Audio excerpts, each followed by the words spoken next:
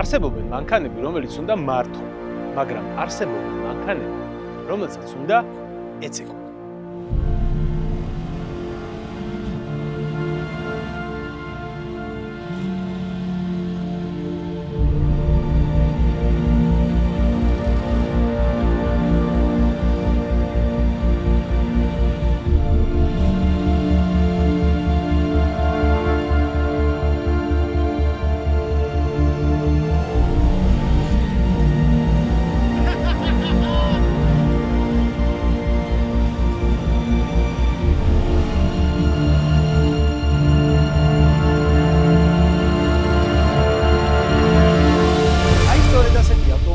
Datsun 280Z, რომელიც ისე გავაკეთეთ, რომ სოფლიოში საუკეთესო ავტომობილი გამოგვივიდა.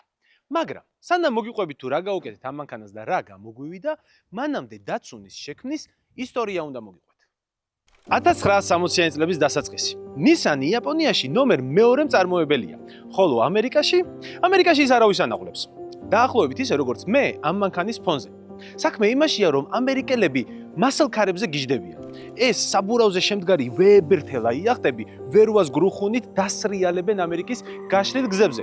ამ დროს კი Nissan-ი Datsun-ის სახელით, მისი პატარა მანქანები, ცდილობენ რომ ამ მანქანების ფონზე უბრალოდ არ დაიჭრდნენ. საქმე იმაშია, რომ ამერიკელები ინტელექტით მაინც და მაინც არ გამოირჩევიან. სტანდარტული ამერიკელი ასეთია, რომ დიდი კარგია, პატარა ცუდია. ვერ ვაძრავი კარგია, ნაკლები ცუდია V12. მოდი რა, აიღე ჩემი ფული, რომლისთვისაც ევროპული სტანდარტებით მონასავით მუშაობ. ანუ საქმე იმაშია, რომ ამერიკელებს არ ადარდებთ პერფორმანსი და არ ადარდებთ ის თუ რა შეუძლია მანქანას. მათთვის მთავარია, რომ მანქანა იყოს დიდი, კონდეს დიდი ძრავი, რომელზეც უბრალოდ იტყვიან, რომ მანქანას დიდი ძრავი აქვს და თორკი კონდეს, რომ როდესაც აქსელერატორის პედალს დააწვევიან, უბრალოდ ხმა გამოსცეს და ცოტა საბურავები დააბუქსავს. სწორედ ამიტომ 60-იანი წლების დასაწყისში Nissan-ის ამერიკული წარმომადგენლობის დირექტორმა იუტაკა კატაიამამ წერილებით აავსო Nissan-ის სათაო ოფისი, რომ თუ ამერიკისთვის არ შექმნიდნენ რაიმე უფრო ამერიკულს, რა თქმა უნდა, იაპონური соუსით, მაშინ ამერიკაში Datsun-ს კარგი არაფერი ეუბნა.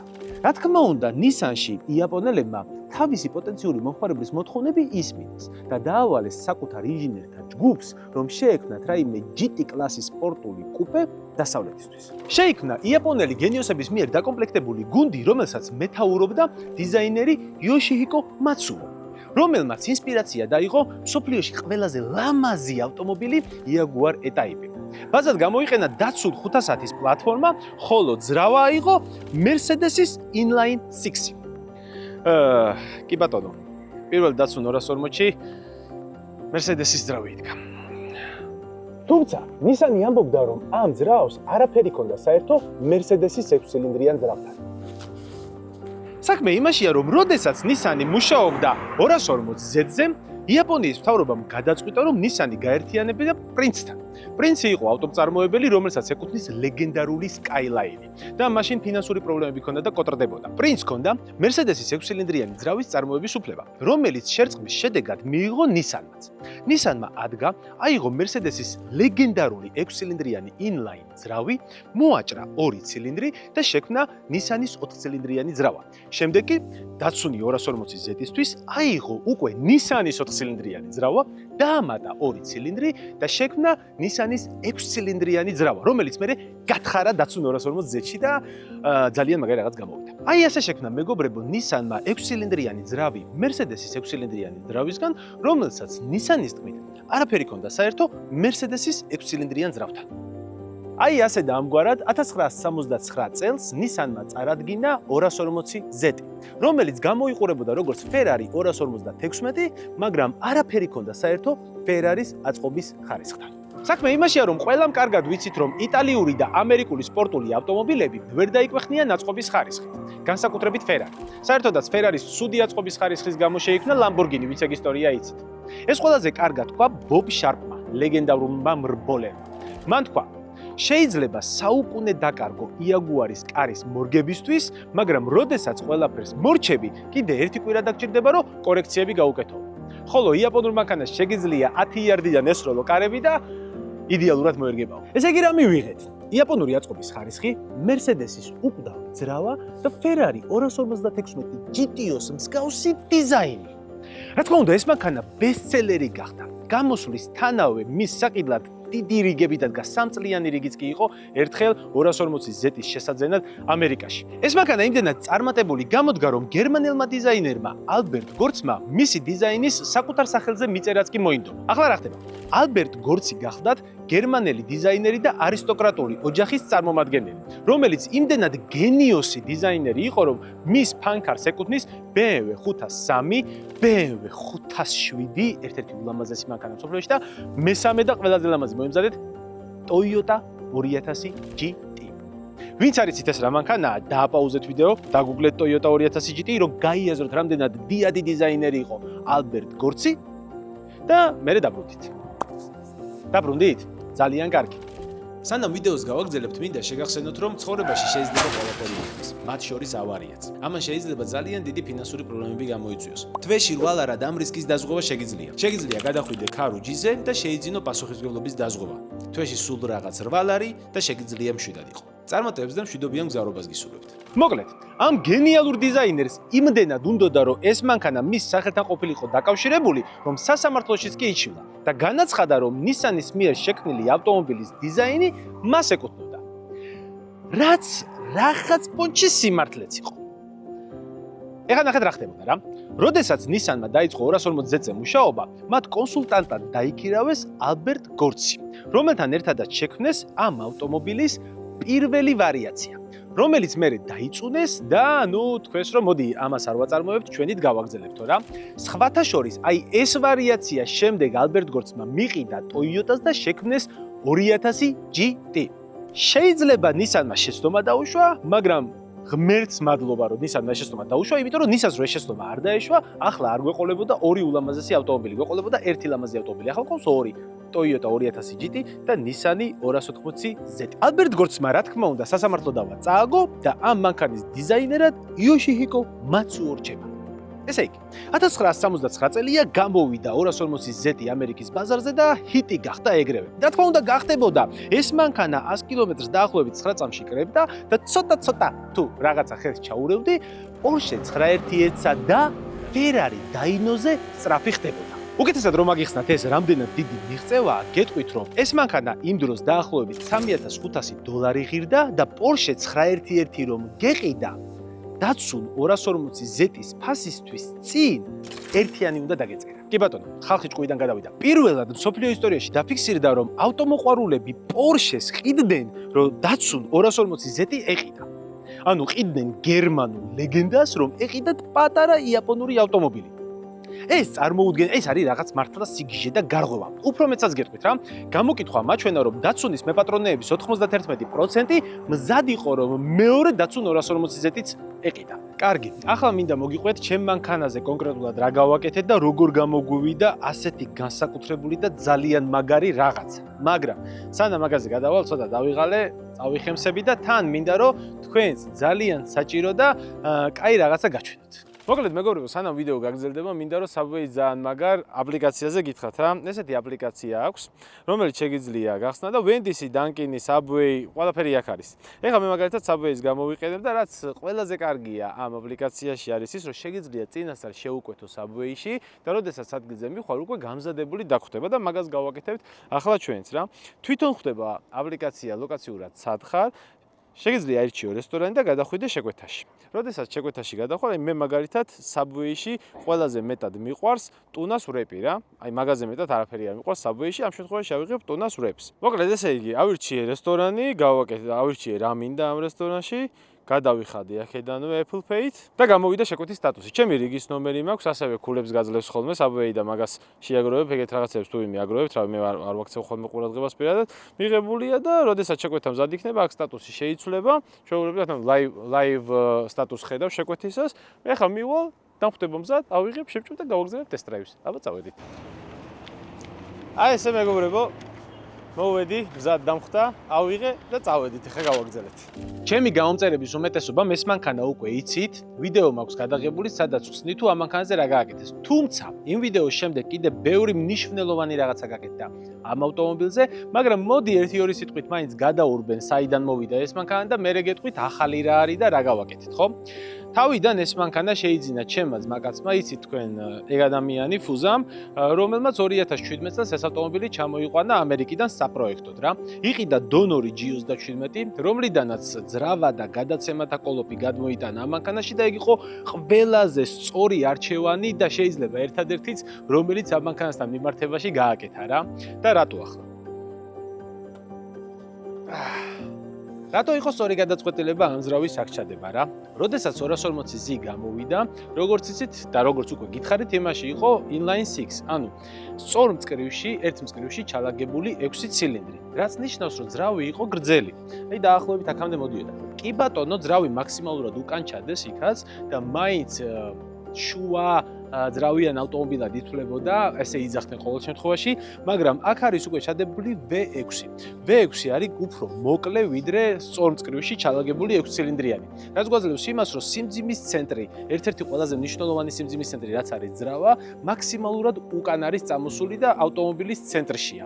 ეს კი იძლევა ძალიან მაგარ წონის გადანაწილებას. და ერთი რაც არის კიდე უმნიშვნელოვანესი არის ის, რომ საბურავებს უკან დგას ძრავი. ამის გამო უკვე რა თქმა უნდა შუაძრავიან ავტომობილად ითვლება ეს. ასე რომ ეს ავტომობილი იმდენადვე შუაძრავიანია დაახლოებით როგორც მაგალითად McLaren და Porsche. ეს იყო ალბათ ერთ-ერთი სწორი გადაწყვეტილება ამ მანქანასთან მიმართებაში, რომელიც მაშინ გააკეთეს, იმიტომ რომ იდეალური ძრავია, ანუ მე თუ ოდესმე პროექტს კიდე გავაკეთებ დასუნზე და ალბათ გავაკეთებ, იმიტომ რომ ამ მანქანით აღფრთოვანებული ვარ და მისი ბაზით აღფრთოვანებული ვარ, აუცილებლად ისევ ამ ძრავს გამოვიყენებ. ანუ აი იდეალურად ჯდება, გეგონება ეს ძრავი არის ამ ავტომობილისთვის შექმნილი რა, რაღაცა ზღაპრული გადაწყვეტილება.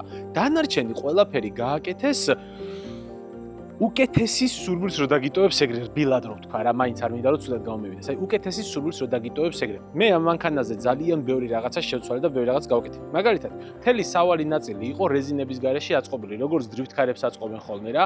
ეგ ყველაფერი გადავაკეთე და რეზინებზე გადავიყვანე, რომ ამ მანქანის ციარულისას არ გეგონოს, რომ რაღაც რკინის მონსტრში ზიხარ, სადაც ყველაფერი ერთმანეთს ეჯახება, საშინელი ხმაური მოდის და ისეთი განცდა არ ქონდეს, რომ თავზე ქვაბი ჩამოგაცვეს და გირტყავენ რა. ეხლა მანქანა გაცილებით უფრო რბილად დადის. წარმოიდგინეთ ახლა ვისაც ავტომობილი გესმით, ეგ მიხვდებით რას ნიშნავს, რომ ამ მანქანას არ ქონდა არც გადაცემათა კოლოფის ბალიში და არც ძრავის ბალიშები რა, ანუ არც პატკარობაჭდი არ ქონდა და არც პადმატორდი არ ქონდა. ეს ყველაფერი გავაკეთეთ. ეს ყველაფერი გააკეთა ლევან გაბელიამ GM ტუნინგში და მინდა რამდენჯერმე ამ ვიდეოში უდიდესი მადლობა გადაუხადო ამ ხალხს, რომ ეს მანქანა იქამდე მომაყვანინეს, სადაც ახლა არის. იმიტომ რომ ზღაპარი რაღაცა ქნეს რა და მთავარი ჯერ კიდე წინა. ის ხო ძალიან მაგრა გააკეთეს, ანუ იდეალურად გააკეთეს რა, მაგრამ მთავარი წინა. როგორც ჩემ გამომწერებს გახსოვთ, ამ მანქანით მე ძალიან დავიტანჯე ის, რომ უკანა ღერძებს ამტვრევდა, ანუ ხუმბარის ღერძებს ამტვრევდა. ეს მანქანა გადავიყვანე ხუმბარებზე და ღერძები გამოვჩარხე. პირველად რომ გამოვჩარხე, დაამტრია, მეორედ რომ გამოვჩარხე, კიდე დაამტრია, მერე წავედი და ტანკის ლულის შენადნობისგან გამოვჩარხე ღერძი, რომელსაც უნდა გაეძლო, მაგრამ ისიც დაამტრია. პრობლემა იყო იმაში, რომ ამ მანქანაში აწყობისას ცუდად დააწყეს და ფიზიკა იყო დარღვეული რა. როდესაც მანქანაში ფიზიკა რა, არქიტექტურა. როდესაც მანქანაში არქიტექტურა ირღვევა და სწორად არ დგას ყველაფერი, ფიზიკა თავისას აკეთებს და იქ უკვე ვეღარაფერი ვეღარ გაძლებს რა, ამტვრევდა ყველანაირ ღერძს, რაც არ უნდა გამეკეთებინა. რაც ხნეს GM ტუნინგში იყო, რომ უკანა მთლიანი მხარე ავიღეთ, ჩამოვიღეთ, გადავაგდეთ, შეიძლება ითქვას, ვიყიდე G27-ის უკანა მხარე, თავის ბალკით, თავის ხუმბარებით, თავის ღერძებით, ყველაფრით საერთოდ და ავაწყე G27-ის უკანა მხარეს. ეს არის ერთ-ერთი ყველაზე გამძლე და მაგარი უკანა მხარე, აი დრიფტ კარები მაგალითად G27-ის ხიდით დადიან, ბლოკირებული ხიდით დადიან. ძალიან ბევრს უძლებს, ძალიან მაგრა მუშაობს, გამოსტილია, გაკეთებულია და მოკლედ იდეალურია რა. თუმცა, სანამ აქამდე მივიდოდი, დავხარჯე უამრავი ფული და დავხარჯე უამრავი დრო, მაგრამ მე GM ტუნინგში მივედი და იქ გაბელიამ მითხრა, რომ მოდიო რა, ძალიან ბევრს წვალობო და მაგასო ჯობიაო და მან მომაწოდა ეს იდეა, რომ გადავაწყოთ G27-ის ტრაკზეო. ეს ისეთი რაღაცაა, რომ იმენეთ წუნერმა უნდა გააკეთოს ვიღაცა და ეგრე დავსდებდი ვიღაცებს და ვეკითხებოდი რა შეიძლება ვქნა და რაღაც იდეებს მასპინდი და მაგას ვაკეთებდი.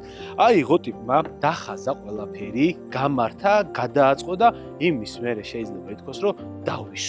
და აი უდიდესი მადლობა მათ. აი დავიშვენე, აი ძალიან დიდი მადლობა ბიჭებო რა, აი თქვენ ჩემი ალბათ შემდეგი 1-3 წელი იმენა გადაარჩინეთ, რომ ამას კიდე დიდხანს ვერ გავმართავდი მე და ძალიან დიდი მადლობა და ყველაფერი გააკეთეს უმაღლესი ხარისხით და ძალიან მაგარ ფასში. თუმცა, გარდა იმისა, რომ აღარ ფუჭდება და დავიშვენე, კიდე ერთი რაღაცა მომცა მაგ უკანა მხარე. თუ დააკვირდებით, უკანა მხარე ბევრად უფრო დიდი და ესეთი განიერია და მასიურია, ვიდრე წინა ავტომობილის. ეს იძლევა ორ რაღაცას. პირველი ძალიან გამძლეა და მეორე დგას ფანტასტიკურად. დაახლოებით იგივე ეფექტი გამოგვივიდა, როგორც ფორმულა 1-ის ბოლიდებში არა.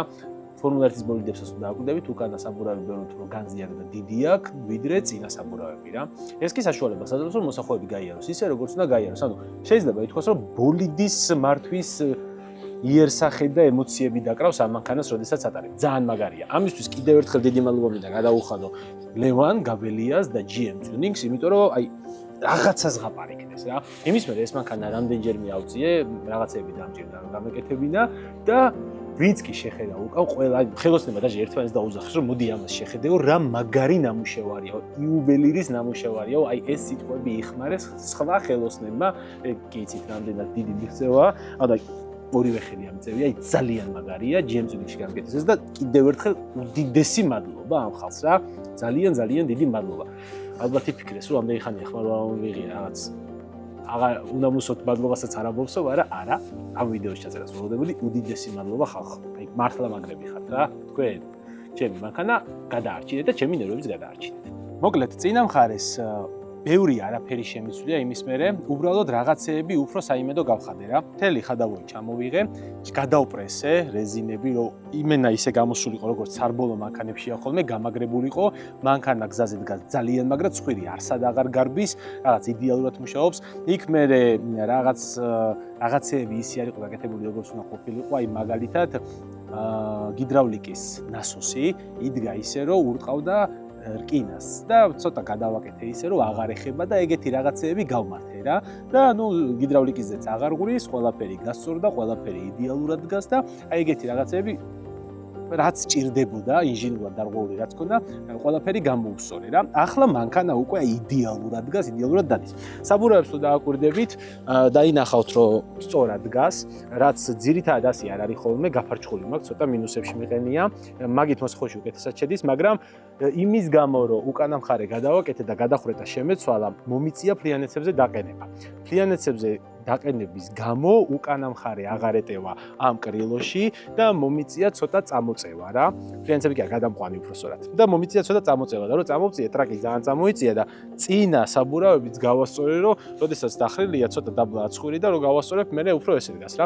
ეხა ისე კარგად ვერ შედის მოსახვეში, როგორც რა თქმა უნდა დახრილზე, მაგრამ ვიზუალურად უფრო სწორია რა, ვიდრე იმ შემთხვევაში და ცხვირსაც ნაკლები დატვირთვა ადგება. ახლა ვეძებ სხვა გადახრეტის მქონე დისკებს, რომ გადავცვალო ისეთ დისკებს, რომელიც მომეწონება და რომელიც გამომადგება, 1-18 დისკები მინდა და სხვა გადახრეტის მქონე დისკს რო დავაყენებ, შემდეგ საბურავის შიგნით შეიწევა იქაც, აქ ცოტა განიერი დისკი მინდა წინ დავაყენო და ცოტა უკან გამოვა შეავსებს და აი იდეალურად და ულამაზესად დადგება და всё.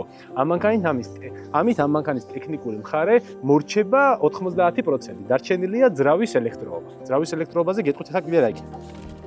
მოკლედ ამას ახლა არ ამცოდნე რომ შეხედავს, ვიფიქრებს რომ ეს რა უბედურებაო, რა საშინელებაო, მაგრამ ეგრეც არ არის რა. როდესაც ამ მანქანაში გაკეთდა სვაპის გაკეთების დროს რაღაც ელექტროობები არ გაუქმდა რა და ნუ ამძრავს თავისი ელექტროობა, რაც უნდა ქონდეს, ყველაფერი აქვს. უკვე ვიყავი რაკერასთან, ვანახე და როდესაც შევძლებ, უნდა მიმეყვანა აქამდე, მაგრამ ქვეყანაში შექმნილი სიტუაციის გამო ამ მანქანისთვის კი არა, არაფრის ნერვები არ მქონდა რა და ნუ არ იყო რა ეს სიტუაცია.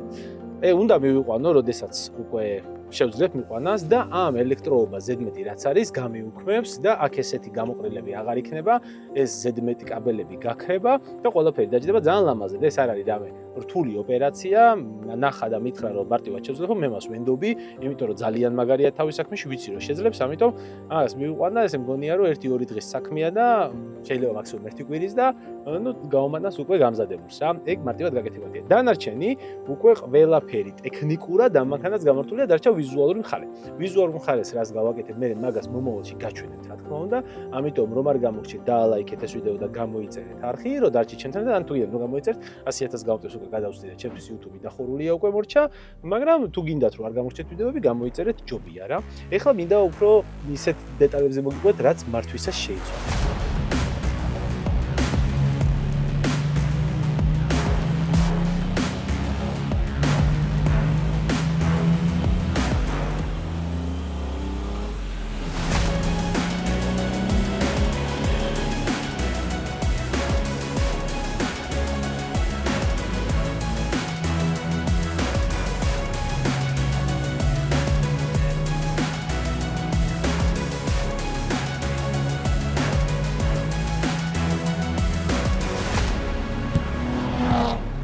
მინდა აგიხსნათ რა მივიღეთ ამ ყველაფრით რა. როგორც უკვე გითხარით, უკანა მხარე რადგან უფრო განიერია, გზაზე ისია თითქოს დაკროლიაო. მერე ჩემით მოვირგე სავარძელი, გადავჭერი ამის სამაგრები, დავწიე დაბლა და ახლა მანქანაში ვზივარ ისე როგორც ლეგენდ კარში ზიხარა. ლეგენდ კარი იცით, მე მიყვარ ძალიან მაგით კატაობა და ჩამოდივარ ხოლმე კატაობ, დაბლაზე ხარ, საჭეზე ხელები აი ასე გაქვს მოკიდებული ამ პოზიციაში, ლეგენდ კარში ზუსტად ეგრე ხარ რა. და აი როგორც ბოლიდში ზიხარ, ზუსტად იგივე ჯდომა გაქვს მაგაში, რაც ძალიან მოძოს. ჩემმა მაყურებელმა იცით რომ მე მანქანებში მივისწრაფი იმისკენ რომ დაბლა ვიჯდე უფრო რა. რაც შეეხება G27-ის ძრავს, მაგაზე მე თქვენ გითხარით, რომ იდეალური ძრავია და ეს იგულისხმება ასევე მის ძალაშიც რა. აი ზუსტად ყოფნის ამ მანქანას G27-ის ძალა, აი ზუსტად. ზუსტად ის არის რაც უნდა იყოს.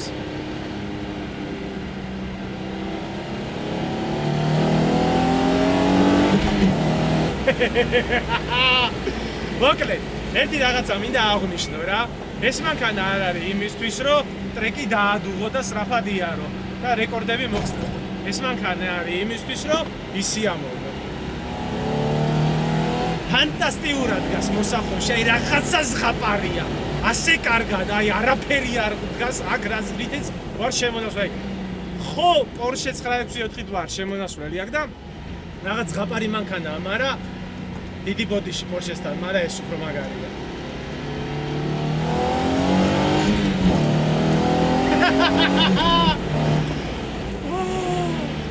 ასევე მინდა აღვნიშნო, რომ აქ არ გვაქვს არც ABS-ი და არც არანაირი მოცურების საწინააღმდეგო სისტემა.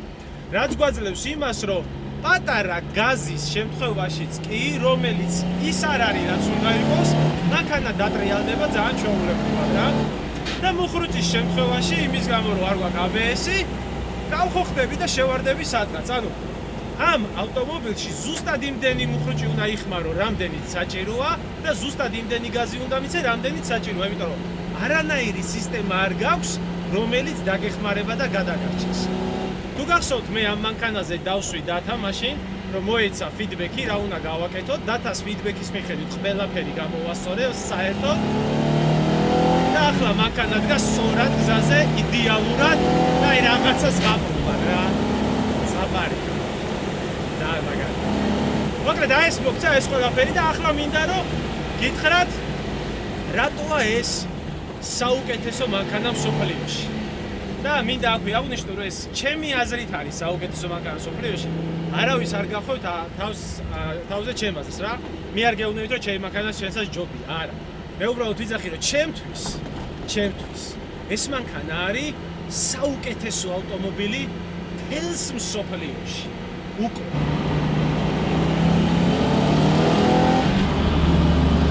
ხო და კიდევ პორტალის სუპერზე გადავიყვანე მანქანა რა. იმიტომ რომ სუპერი დაამატეს პორტალში და ძალიან მაგარი სუპერი აქვს სხვადასხვის რა. ბევრმა აღნიშნა, მირჩიეს და მეც გადავიყვანე და მომწონს. მართლა კარგია.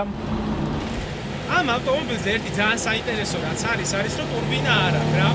შესაბამისად, ძალა ყოველთვის იქ გაქვს, სადაც გჭირდება. როდესაც დაადგავ გასპეს, ყოველგვარი ლაგის და ლოდინის გარეშე მოგდის ძალა. აი ეს მექანიკური გადაცემათა კოლოფი, საჭე, რომელიც ყველაზე კარგი საჭია, რაც შეგიძლია ძველ ავტომობილზე დაამაგრო. მომოს აი ეს ლეგენდარული საჭე. განიერი უკანა ტრაკი, რომელიც გზაზე ფანტასტიკურად ეკვრის და მუხრუჭი, რომელსაც თუ ცოტა მეტ სიხმარ ეგრევე გაგაცურებს. ანუ თუ მაკლარენი გეხმარება რომ კარგად იარო, ეს მანქანა გელაპარაკება. და აი ეს არის ის, რითიც ეს ვიდეო დავიწყე რა. აი აქამდე მოვდიოდი. არსებობს მანქანები, რომელსაც მართავ. მაგრამ არსებობს მანქანები, რომელთანაც ცეკვა. ეს ის მანქანებია, რომლებსაც არც ABS-ი არ აქვს, არც მოცურების საწინააღმდეგო სისტემა და არც სხვა რაიმე დამხმარე სისტემა. და რა თქმა უნდა არის აუცილებლად მექანიკა. იმიტომ რომ თუ მაგალითად მაკლარენში შეგიძლია კომპიუტერში შეიყვანო რა კუთხით გინდა რომ შენი მანქანა მოცურდეს და როგორ იზანოს, აქ მაგას ვერ იზამ. თუ მაგალითად ჩემს მერსედესში თუ გაქვს მოცურების საწინააღმდეგო სისტემა ჩართული, როგორც არ უნდა დაადგა გაზ ფეხი არ მოწყდება და გაგასწორებს მანქანა, აქ მაგას ვერ იზამ. აი თუ მაგალითად M5-ში ახალ M5-ზე მაქვს საუბარი, რომელიც ძალიან სწრაფია. იმ მოსახვევში ტორმუს დააკვდები, მანქანა გაჩერდება. იმიტომ რომ ABS-ის სისტემა ამუშავდება და მანქანა გაჩერდება. აქ მაგას ვერ იზამ. ტორმუს დააკვდები და გაგასრიალებ და გაგარჭობს საბურავებში, რა. ანუ ამ მანქანას უნდა უსმო. და ელაპარაკო. ეცეკო. იმიტომ რომ ცეკვისას რა ხდება, ხო? როდესაც ცეკვავ, ვიღაცასთან ერთად ცეკვავ, პარტნიორი გყავს. და იმ პარტნიორს თუ არ დაელოდე და იმ პარტნიორს თუ არ აყევი, ცეკვის მაგივრად გამოვა ჭიდაობა და რაღაც დონხარა. ცოტა უფრო სწრაფად გადადგავ ფეხს და დააბიჯებ, ცოტა უფრო ნელა გადადგავ ფეხს და ჩამორჩები და შეიძლება წონასწორობა დააკარგვინო. ცეკვისას ყველაზე მნიშვნელოვანი პარტნიორის მოსმენაა. ამ მანქანაში ზუსტად იგივეა. თუ გინდა რომ ამ მანქანი დიარო და არ მოკვდე, უნდა მოусმო. და თუ მოусმო, თვითონ გეტყვის ყველაფერს. ეს მეგობრებო არის ცეკვი.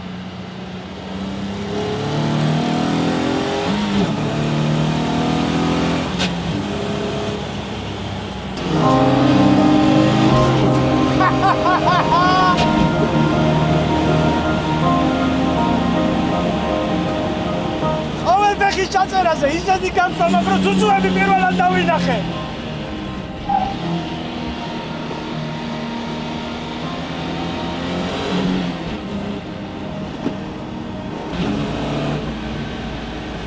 ბრეჟნევმა ერთხელ თქვა, ეს ქალი უნდა იყოს პატარა და ფარფატა, მანქანა უნდა იყოს დიდი და მძიმეო. იდი ნახვი რა ბრეჟნევ.